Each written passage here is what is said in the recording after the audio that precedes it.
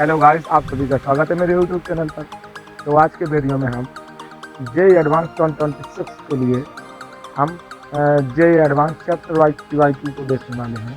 आज की वीडियो में हम देखेंगे काइनेमैटिक्स प्रोजेक्ट, जो कि इसके जो मोस्ट रिलेवेंट PYQ हैं उनके बारे में आज हम डिस्कस करने वाले हैं। तो प्लीज़ वीडियो में बने रहिए। तो और यदि वीडियो अच्छा लगे तो प्लीज़ सब्सक्राइब कीजिए।